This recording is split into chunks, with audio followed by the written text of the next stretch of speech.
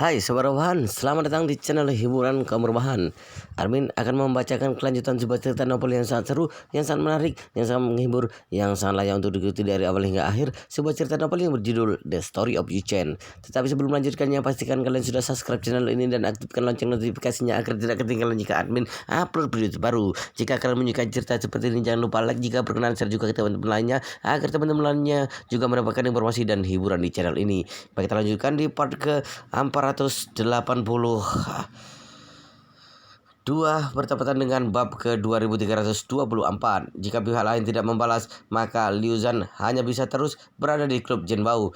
Kapan pihak lain membalas dua kata ini, saat itulah dia bisa keluar. Sekarang pihak lain sudah memberikan jawaban yang jelas. Liu Zhan juga tidak berniat untuk terus menunda waktu. Dia melihat orang-orang yang berjongkok sambil memegangi kepala di lobi dan berkata dengan dingin, mereka sudah menyiapkan mobil yang kuinginkan. Jadi sudah waktunya aku pergi dari sini. Terima kasih atas kerjasama kalian semua. Kalian akan bebas setelah aku pergi. Lebih dari 100 orang yang hadir segera menghela napas lega mendengar ini. Wajah semua orang dipenuhi dengan senyuman selamat dari bencana. Hukum dan ketertiban Tiongkok sangat baik. Jadi kebanyakan orang tidak mungkin akan mengalami hal seperti ini dan dalam hidup mereka. Jika menghadapi hal seperti ini dan tidak terluka sedikit pun, itu benar-benar sangat beruntung. Jadi semua orang benar-benar lega saat ini, hanya menunggu buronan ini segera pergi, kemudian mereka bisa selamat dari krisis ini dengan aman. Saat ini Liu Zhan tiba-tiba berbicara lagi. Semuanya, sobat-sobat, masih ada satu hal lagi yang membutuhkan bantuan kalian. Juga harap semua orang jangan menolakku dengan pertimbangan aku yang begitu bisa dipercaya. Semua orang tiba-tiba menjadi sedikit gugup saat mendengar ini. Tidak ada yang tahu apalagi yang dibutuhkan oleh Liu Zhan ini. Jika dia menginginkan uang, sebenarnya juga tidak masalah, asalkan tidak menyakiti orang. Semua orang juga rela memberikan semua barang yang mereka bawa. Namun takutnya dia masih punya ide lain. Tepat pada saat ini, Liu Zhan berkata, aku sudah meminta mereka untuk menyiapkan Rolls Royce untukku. Tapi jika aku masuk ke mobil itu sendiri, mereka pasti tidak akan membiarkan aku pergi, atau mereka mungkin saja membunuhku di tengah jalan. Jadi sobat, aku masih harus mencari dua orang untuk menemaniku pergi. Setelah aku sepenuhnya meninggalkan Jinling dengan aman, aku pasti akan melepaskan kedua orang ini. Berbicara tentang ini, Liu Zhan sedikit tersenyum dan bertanya, apakah ada teman-teman di sini yang bersedia menjadi sukarelawan? Saat mendengar ini, semua orang langsung menundukkan kepala mereka.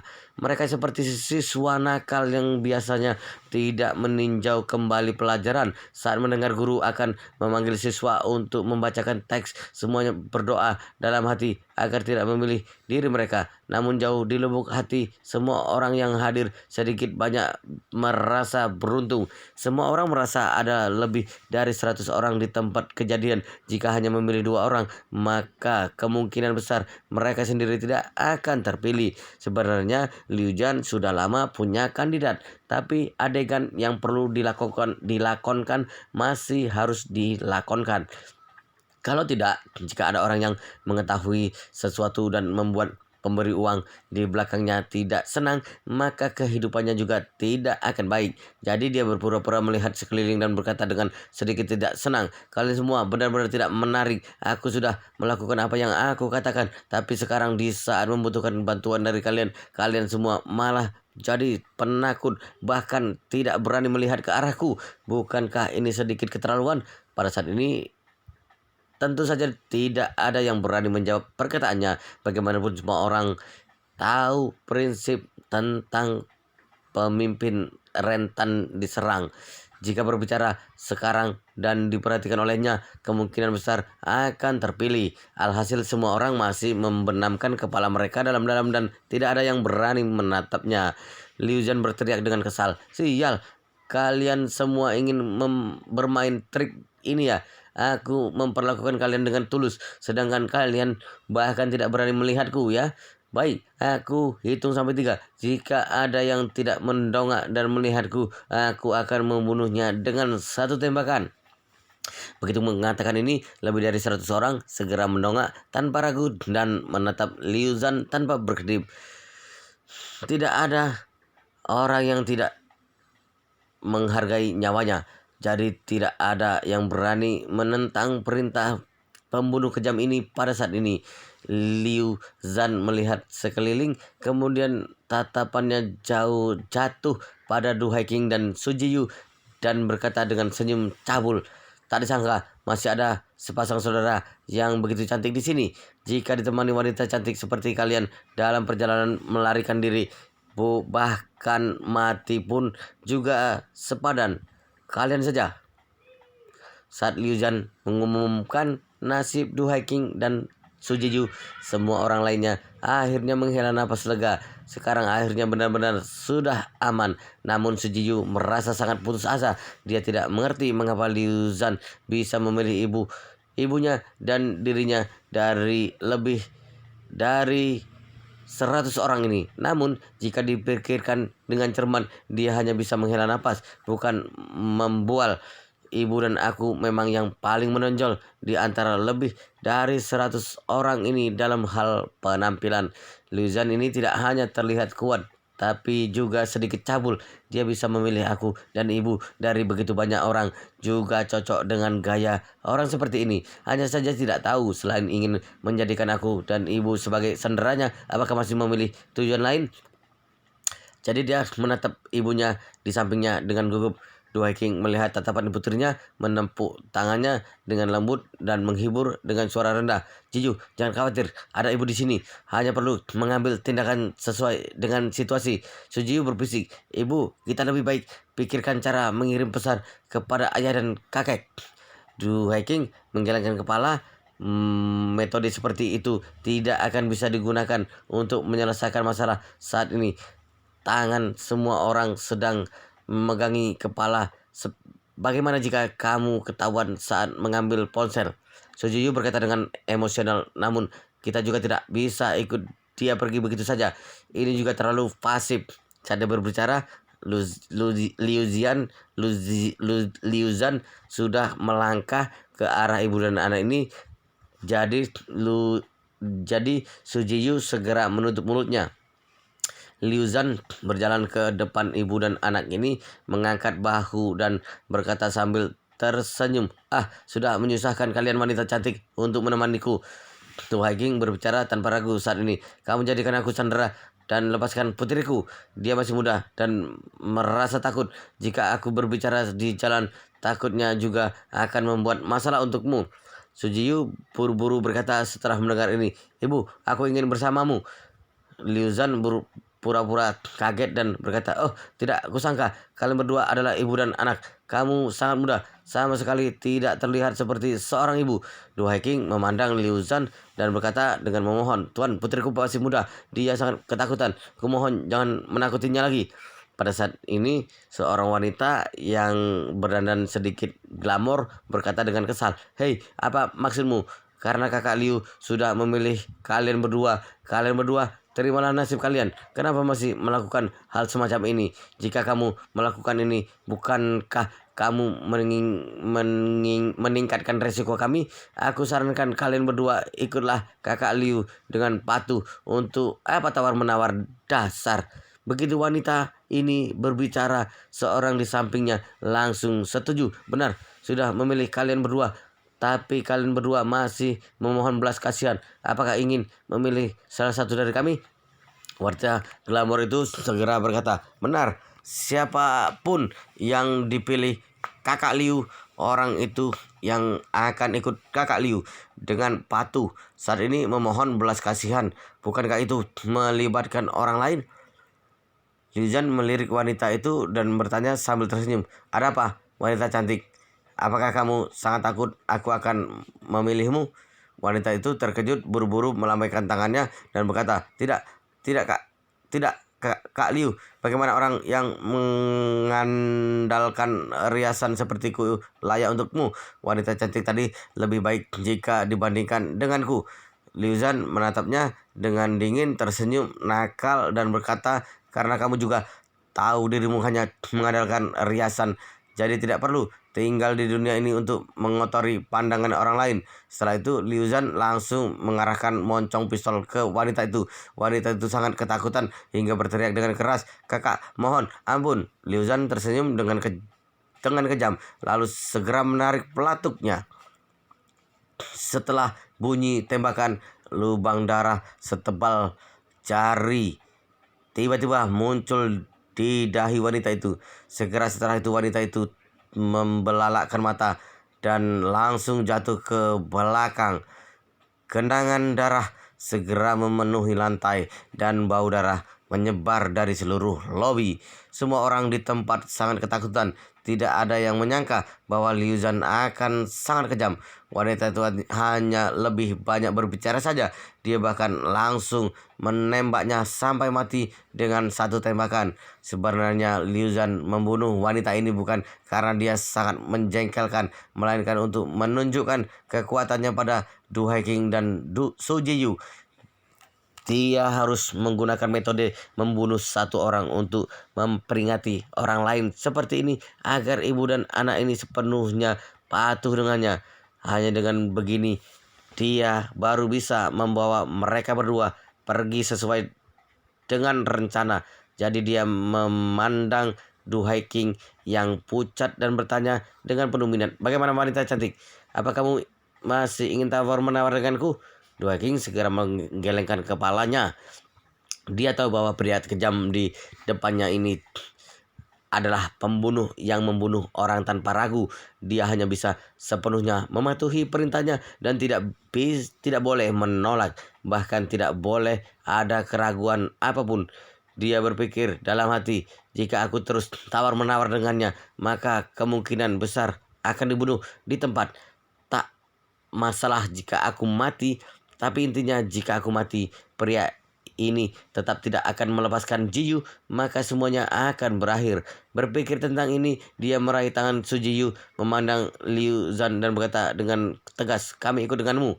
Liu Zhan langsung tersenyum lebar dan berkata dengan riang, "Ah, dua wanita cantik ini barulah orang-orang cerdas yang paham dengan situasi. Asalkan kalian patuh dan bekerja sama denganku untuk kabur dari sini, aku pasti tidak akan menyakiti kalian. Tapi jika kalian berani melakukan trik apapun denganku, aku pasti akan membuat kalian berdua pergi menemui Raja Neraka." Du Haiking mengangguk dengan tegas dan berkata dengan serius, "Kamu tenang saja, kami pasti akan bekerja sama." Liu Zhan tersenyum puas dan berkata, "Karena kalian tahu diri, maka aku tidak akan banyak ngomong kosong."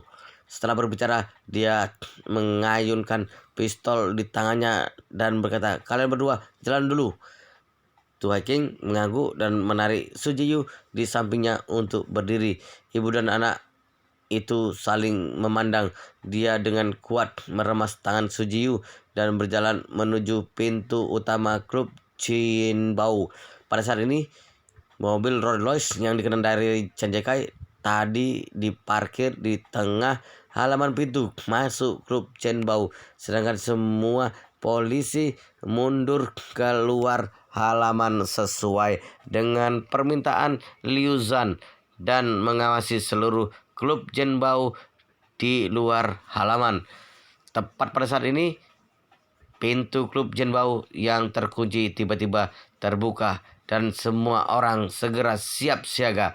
Wakil Komandan Polisi Wang Haixin memberi perintah melalui intercom internal, semua penembak jitu bersiap. Begitu target muncul, segera kunci target dan dari setiap arah. Semua penembak jitu bersiap. Begitu target muncul, segera kunci target dari setiap arah. Saat ini komandan berkata, "Target selalu memegang saklar bom. Kita harus berhati-hati. Tidak boleh menembak tanpa kepastian 100%. Ekspresi Wang Haixin terkejut, lalu menghela nafas. Saat hendak berbicara, dia tiba-tiba melihat dua wanita berjalan keluar dari pintu utama klub Qinbao. Pada saat ini Chen Jekai yang berada kurang dari 5 meter di belakang Wang Haixin tiba-tiba berseru, "Tuan muda, itu Du Haiking dan Su Jiyu." Yi Chen sama sekali tidak terkejut saat melihat Du Haiking dan Su Jiyu berjalan keluar. Dia sudah lama merasa masalah ini jelas tidak sesederhana kelihatannya. Sekarang Du Haiking dan Su Jiyu keluar di bawah paksaan Liu Zhan. Itu semakin memperkuat pandangannya tentang masalah ini. Hanya saja sekarang Yi Chen masih belum benar-benar mengerti sebenarnya siapa yang akan menghabiskan begitu banyak usaha untuk berurusan dengan Du Haiking dan Su Jiyu dengan bertele-tele seperti ini. Tepat pada saat ini, Du Haiking dan Su Jiyu, ibu dan anak itu benar-benar sudah keluar dari pintu utama klub Zhenbao.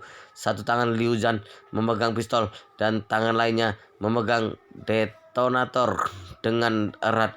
Dia mengikuti di belakang ibu dan anak selangkah demi selangkah. Dia mendongak untuk melihat ke tempat-tempat tinggi di sekeliling dan berkata kepada petugas polisi di sekitar dengan sinis, "Aku tahu kalian pasti sudah menyergap banyak penembak jitu di sekitar sini dan siap menembakku kapan saja. Tapi aku tetap sarankan kalian untuk mempertimbangkan dengan cermat karena meskipun detonator di tanganku ini sangat kecil, tapi juga bisa meledakkan hanya dengan sentuhan jari. Jika kalian tidak takut mati bersama, matilah penembak jitu kalian untuk menembakku. Mintalah penembak jitu kalian untuk menembakku." Wang Haixin berkata dengan dingin, "Liu Zhan, tenang saja. Asalkan kamu tidak bertindak gegabah, kami juga tidak akan menembakmu. Sekarang mobil sudah disiapkan untukmu. Kamu bisa pergi dari sini kapan saja. Namun sebelum pergi, kamu harus lepaskan para sandera." "Lepaskan sandera?"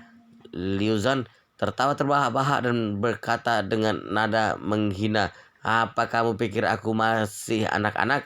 Kukatakan padamu, kedua sandera ini akan terus bersamaku sampai aku menyingkirkan pengejaran kalian sepenuhnya.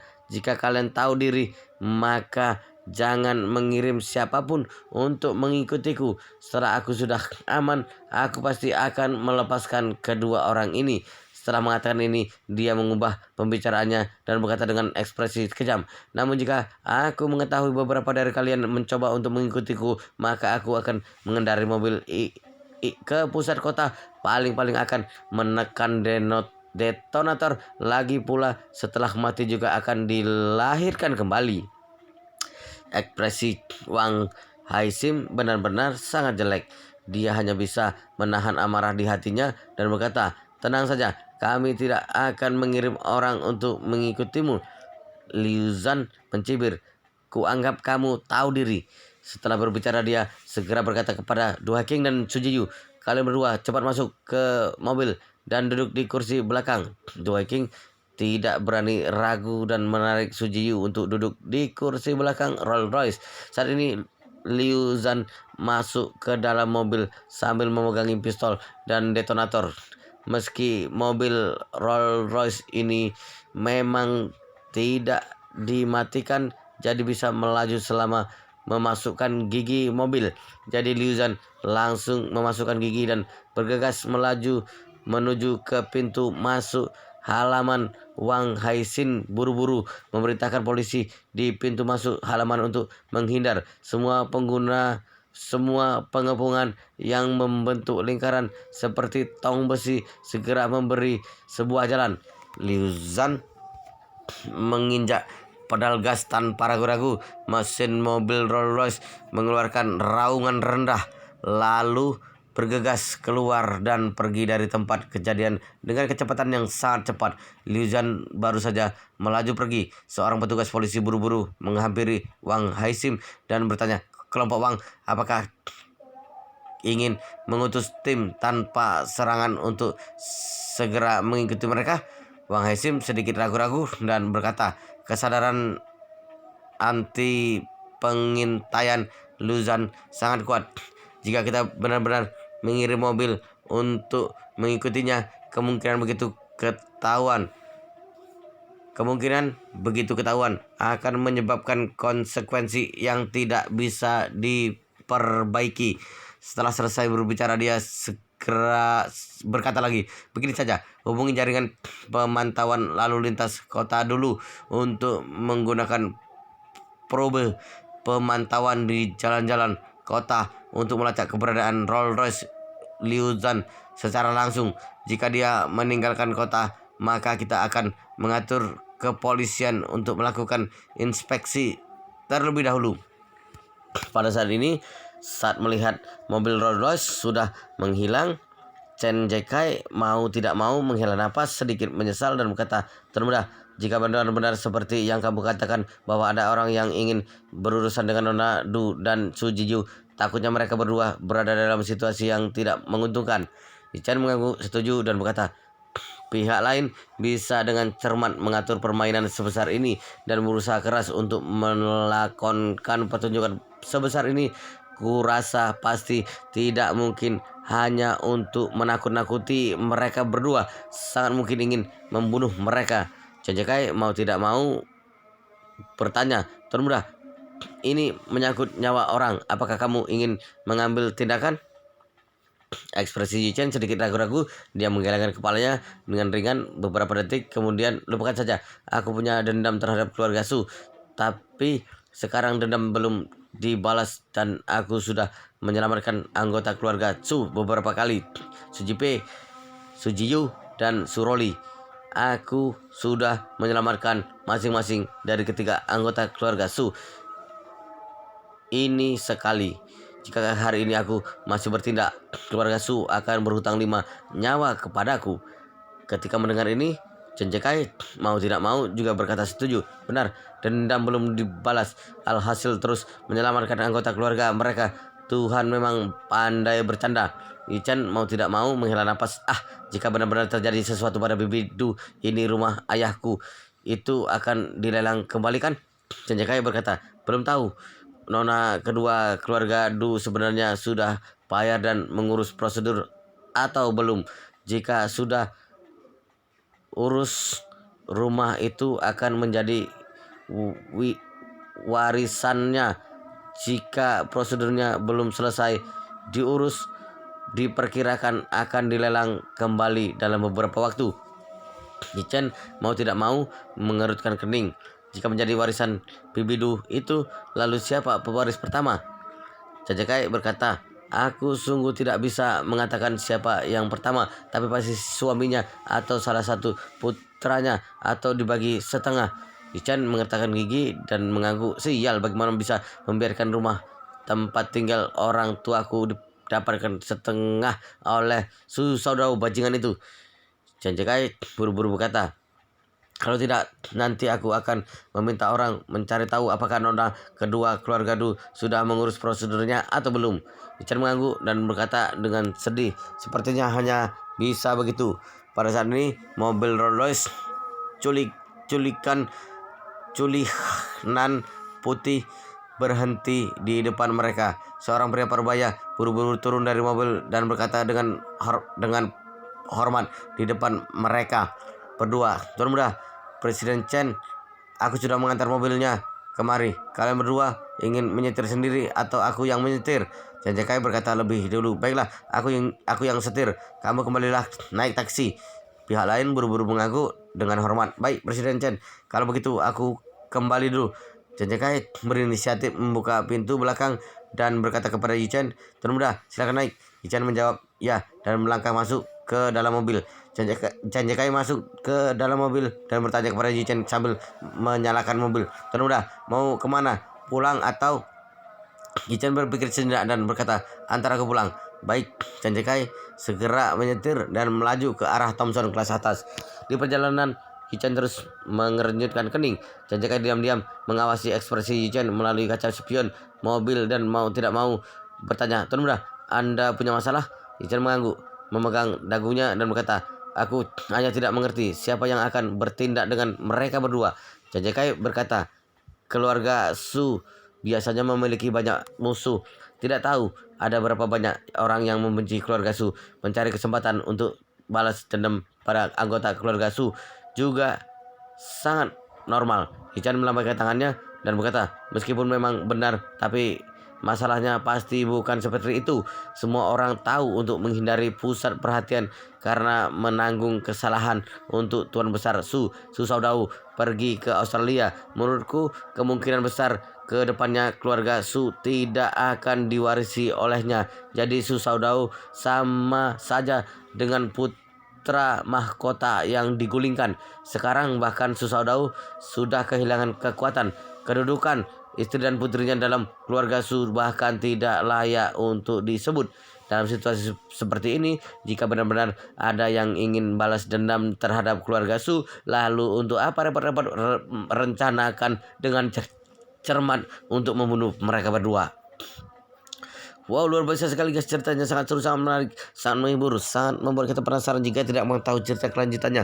Tetapi sepertinya di bab ini sampai di sini dulu, dan kita akan lanjutkan di bab berikutnya di video selanjutnya. Pastikan kalian sudah subscribe channel ini dan aktifkan lonceng notifikasinya agar tidak ketinggalan jika admin upload video terbaru. Jika kalian menyukai cerita seperti ini, jangan lupa like. Jika berkenan, share juga ke teman-teman lainnya agar teman-teman lainnya juga mendapatkan informasi dan hiburan di channel ini. Baik, kita lanjutkan di part berikutnya di video selanjutnya.